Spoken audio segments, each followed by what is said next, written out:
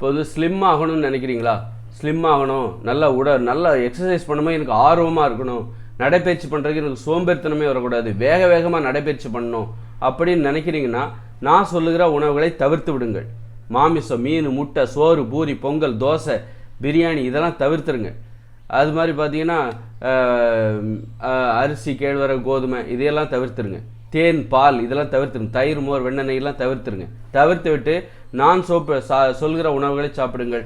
உங்களுக்கு உடல் பருமன் குறைஞ்சிரும், உடம்புல நோய் இருந்தால் குணமாயிரும், நடக்கிறதுக்கும் ஆர்வமாக இருப்பீங்க, வேகமாக நடப்பீங்க, ரொம்ப உற்சாகமாக இருப்பீங்க, ஆரோக்கியமாக இருப்பீங்க. அதுக்கான உணவுகளை நான் சொல்கிறேன். காய்கறிகள், பழங்கள், கீரைகள், கிழங்குகள், பருப்புகள், கடலைகள், காளான், இலை தலைகள், கொத்தமல்லி தலை, கருவேப்பிலை தலை, அப்புறம் மணத்தக்காளி கீரை, இந்த மாதிரி கீரை வகைகள் இதெல்லாம் பச்சையாக சாப்பிட்ற வழக்கம். இந்த மாதிரி இப்போ நான் சொன்னல எதை சாப்பிடணுன்ட்டு அதை மட்டுமே சாப்பிடுங்க. தேன்லாம் சாப்பிடாதீங்க, பால்லாம் சாப்பிடாதீங்க.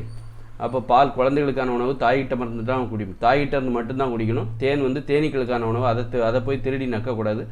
அதனால் எதை சாப்பிடணும்னு நான் சொன்னேன்னா அதை மட்டுமே சாப்பிடுங்க. உடல் பருமன் குறைஞ்சிரும், உடம்புல நோய் இருந்தால் குறைஞ்சிரும், நோய் இல்லாமல் ஆரோக்கியமான நிலைமைக்கு வந்துடுவீங்க. உடல் உழைக்கிறதுலே உங்களுக்கு அவ்வளோ ஆர்வமாக இருக்கும். ஏன்னா உங்கள் உடம்பு வந்து ஆரோக்கியமாக மாறும், அழகாக மாறும், உடல் பருமன் இல்லாமல் மாறும். அப்போ அதை நீங்கள் எல்லாத்தையும் காட்டணும். உங்களுக்கு தாழ்வு மனப்பான்மை இல்லாமல் போயிடும். தாழ்வு மனப்பான்மை போக்கக்கூடிய உணவுகள் தான் இது. நான் இப்போ சொன்னது எதையெல்லாம் சாப்பிட்லான்னு நான் சொன்னனோ இது உங்களுடைய தாழ்வு மனப்பான்மை போக்கக்கூடியது. அதை போய் நீங்கள் சாப்பிட்டீங்கன்னு வச்சிங்க, நான் சொல்கிற உணவை எதெல்லாம் தவிர்க்கணுமோ அதை நீங்கள் தவிர்த்துருங்க. தவிர்த்துட்டு ஒரு வாரம் சாப்பிட்டு பாருங்கள். அதுக்கப்புறம் சொல்லுங்கள். சும்மா வந்து கேட்டு ஏதோ ஒன்று போகலாம்ற ஒரு வாரம் எதையும் பரிசோதனை பண்ணி பார்க்கணும். என்ன தான் சொல்கிறாங்க, இவங்க சொல்கிறதுல உண்மை இருக்கா இல்லையா அப்படின்னு சொல்லிட்டு நீங்கள் அதை பரிசோதனை பண்ணி பாருங்கள். ஒரு வாரம் சாப்பிட்டு பாருங்கள். சாப்பிட்டீங்கன்னு வச்சிங்க அவ்வளோ உற்சாகமாக இருப்பீங்க. உடல் பருமன், உடலோட நோய் எங்கேருந்தான் அவ்வளோ உற்சாகம் வருதுன்னு தெரில. எங்கேருந்தான் நடக்கணுங்கிற ஆசை வரும், ஓடணுங்கிற ஆசை வரும், உடற்பயிற்சி செய்யணுங்கிற ஆசை வரும். உடல் பருமன் அவ்வளோ சரியாயிடும். அப்படியே உடல் எடை குறைஞ்சிக்கிட்டே போகிறோம். ஆனால் இன்னொரு விஷயம் என்னென்னா, நான் எந்த உணவுகளெல்லாம் சாப்பிடணும்னு சொல்கிறேனோ அந்த உணவுகளை சாப்பிடுவது அவ்வளோ சாதாரண விஷயம் கிடையாது. அது உங்களுக்கு மன உறுதி இருந்தாலும் வரும். இதை சாப்பிட்டாலே உங்களுக்கு மன உறுதி வந்துடும். அந்த மன உறுதி இந்த உணவுகளை தொடர்ந்து சாப்பிடுவதற்கு உங்களுக்கு வழி செய்யும்.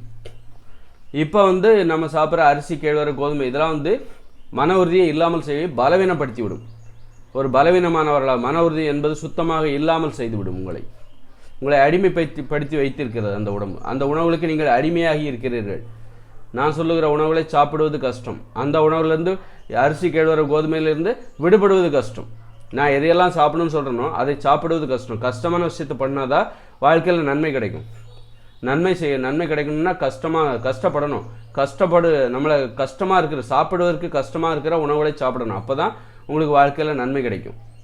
ரொம்ப ஈஸி. டீ, காஃபி எல்லாம் குடிக்கிற, சோறு, பூரி, பொங்கல் சாப்பிட்றதெல்லாம் ரொம்ப ஈஸி. இது யார் தான் சாப்பிட மாட்டா? அதை சாப்பிடாமல் இருந்து பாருங்கள். ஒரு வேளை கூட உங்களால் சாப்பிடாமல் இருக்க முடியலன்னா அந்த அளவுக்கு நீங்கள் பலவீனமாயிட்டீங்க. உங்களை பலவீனப்படுத்திட்டு போதைக்கு அடிமையாயிட்டீங்க. அது ஒரு போதை உணவு. அது போதை உணவுகளுக்கு அடிமையாகி கிடக்கிறாங்க இந்த மனிதர்கள். அதனால் போதை உணவுகளுக்கு அடிமையாக கிடக்கிற அந்த மனிதர்களுக்கு ஏற்படுகிற பிரச்சனைகள் தான் நோய்கள்லேருந்து விடுபடணுன்னா அது அவ்வளோ சாதாரண விஷயம் கிடையாது. நான் சொல்லுகிற உணவுகளை சாப்பிட்டாலே போதும். ஆனால் அந்த உணவுகளை சாப்பிடுவதற்கு மன உறுதி தேவை. அந்த உணவுகளை சாப்பிட்டாலே உங்களுக்கு மன உறுதி வரும். அந்த உணவுகளை சாப்பிட்டால்தான் மன உறுதி வரும். அந்த மன உறுதி அந்த உணவுகளை தொடர்ந்து சாப்பிடுவதற்கு உங்களுக்கு உதவி செய்யும்.